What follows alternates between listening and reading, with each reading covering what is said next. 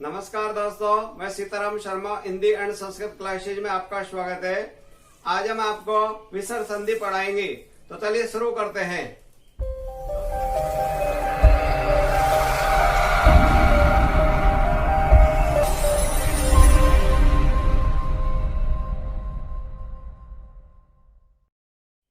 दोस्तों, विसर्ग संधि दो या दो से अधिक स्वर में व्यंजन की में जो विकार उत्पन्न होता है वहां विसर्ग संधि होती है। विकार का मतलब होता है कि कहीं न कहीं कोई परिवर्तित होता है। भाई, विकार में कौन सा वर्ण चेंज हो जाता है, दूसरा वर्ण आ जाता है, उसको कहते हैं विकार। जैसे मान लीजिए अपन एक तो बोलते हैं प्रात, तो यह प्रात होगा, लेकिन प्रात है जहां पर है की ध्वनि निकल जाती है उसे कहते हैं विकार। विसर्ग संधि हमेशा पहचानने का ये तरीका होता है, किसी भी प्रकार का जो विच्छेद आ जाता है तो उसको पहचानने का हमेशा ये सूत्र याद रखना। ये जो विच्छेद का चिन्ह होता है प्लस वाला, इससे पहले भी 100% विसर्ग का प्रयोग किया जाएगा, दो बिंदियों का। और प्लस के बाद में स्वर भी आ सकता है और व्यंजन भी आ सकता है। अगर स्वर से अर्थ निकल जाता है तो स्वर का प्रयोग, अन्यथा व्यंजन का प्रयोग किया जाता है। तो ये वाला रहेगा। जैसे ऑलरेडी कंपटीशन एग्जाम में ये आ जाता है, भाई निम्न में विसर्ग संधि है, स्वर संधि है या व्यंजन संधि है, तो इसको छांटने का तरीका होता है कि हमेशा प्लस से पहले दो बिंदी रहेंगी विसर्ग, वहां हमेशा विसर्ग संधि होती है। अब विसर्ग संधि कहाँ होती है, आपको कंपटीशन एग्जाम में छांटने का बहुत आसान तरीका होता है। किसी भी संधि शब्द में अगर कहीं पर भी ओ की मात्रा आ जाती है, या माथे के ऊपर आधा रह होता है वो आ जाता है, या ये वाला रह आ जाता है, या तीनों से आ जाते हैं, तो इनकी जगह आप हमेशा विसर्ग कर दीजिए। बिल्कुल कोई आपको परेशानी नहीं है, अब कोई देखने की भी जरूरत नहीं। आप थोड़े से समय में और तत्काल उसका शुद्ध कर दोगे। जैसे हम सबसे पहले आपको ये ध्यान देना है, ओ की मात्रा गुण संधि में भी आती है। अगर ए और ओ के माध्यम से बनता है विच्छेद, तब ऐसा हो जाती है वो गुण संधि।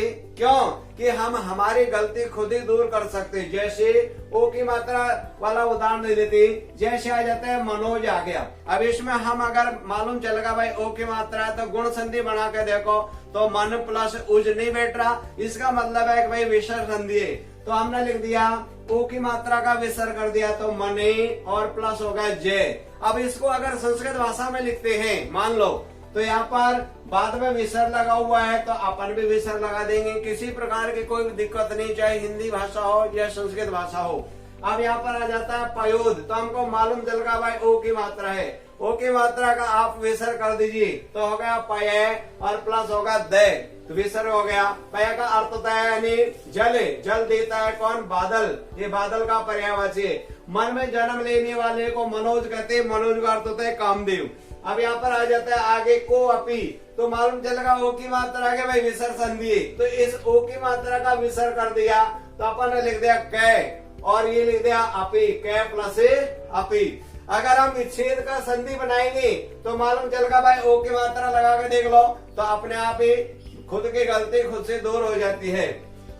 आगे वाला उदाहरण है मनोहर, तो यहाँ पर आ गया मने, ओ की मात्रा है तो ओ की मात्रा का विसर्ग कर दिया, तो मने प्लस हर, मन को हरण करने वाला उसको कहते हैं मनोहर।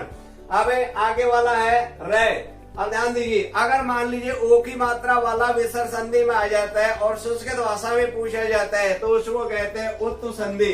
कोई दिक्कत वाली बात नहीं, ओ की मात्रा वाले को उत्त बोलेंगे। अब हम यहाँ पर रे वाला उदाहरण देख लेते हैं। जैसे आएगा धनुर्वेद, आधा रे आ गया, आधा रे का बना दे विसर्ग, तो हो गया धनु प्लस वेद।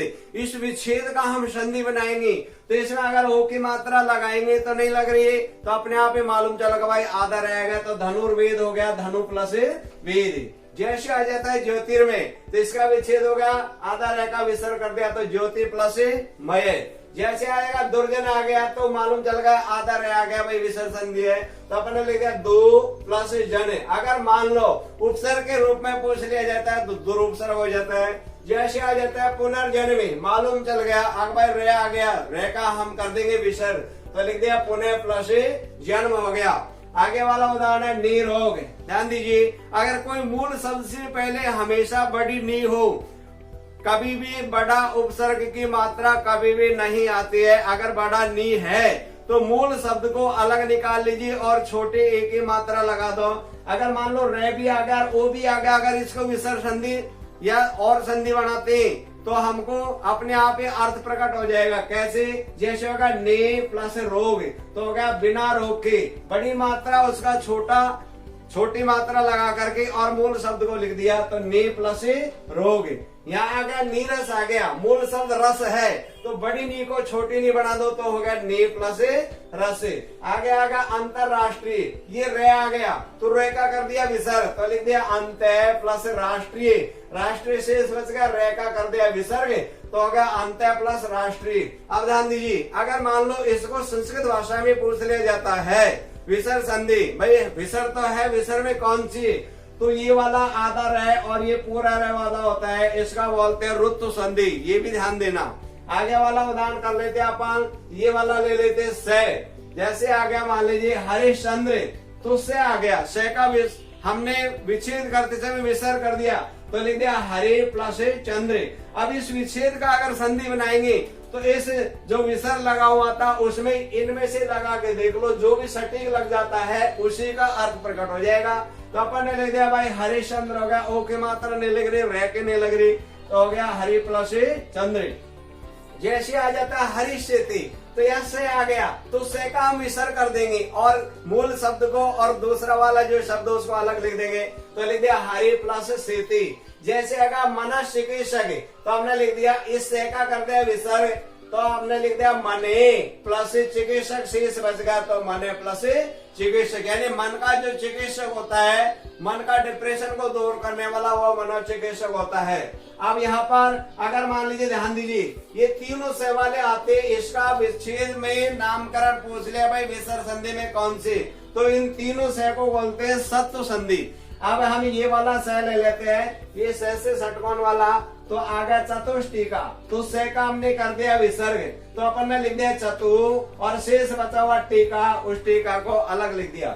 जैसे आ गया आविष्कार आ गया, तो आवी अपन ने अलग लिख दिया, से का कर दिया विसर्ग, और कार तो हो गया आवी प्लस कार। जैसे आगा बहिष्कृत, तो ये से का कर दिया विसर्ग, तो बचेगा बहि प्लस कृत, तो यानी बहि प्लस कृत हो गया।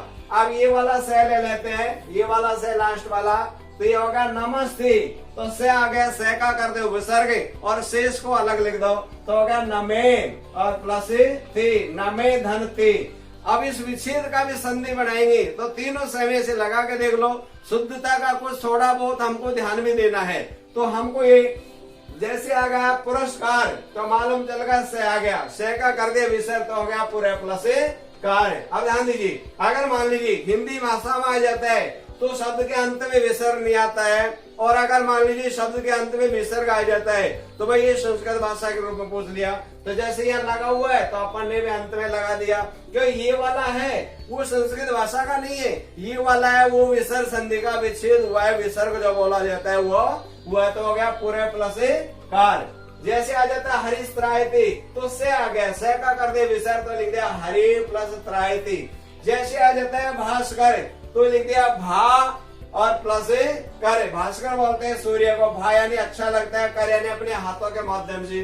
जैसे आ जाता है मन संताप है, तो से आ गया, से का अपन ने कर दिया विसर्ग, तो लिख दिया मने प्लस संताप है।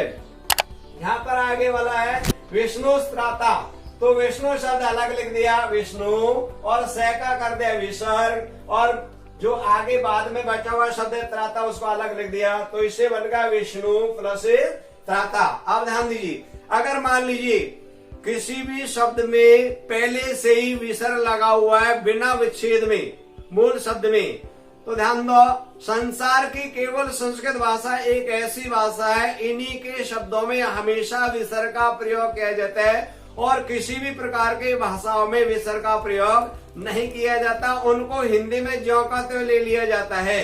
तो हमको विच्छेद करते समय केवल आपको धन लगा दीजिए, विच्छेद का जो चिन्ह होता है जिसका प्लस यानी धन होता है, तो यह आ गया प्रातः काल, तो अपन ने लिख दिया प्रातः और प्लस काल। अब इसको अगर मान लीजिए संस्कृत भाषा में लिखना है, तो देखो यहाँ पर यानी जो काल शब्द है, अपन ने यहाँ पर काल शब्द में लगा दिया विसर्ग, तो अब ये संस्कृत भाषा का भी बन गया, और यहाँ पे अपन को लगाना पड़ेगा, जो ये वाला लगा हुआ है ये तो हमेशा विसर्ग का है।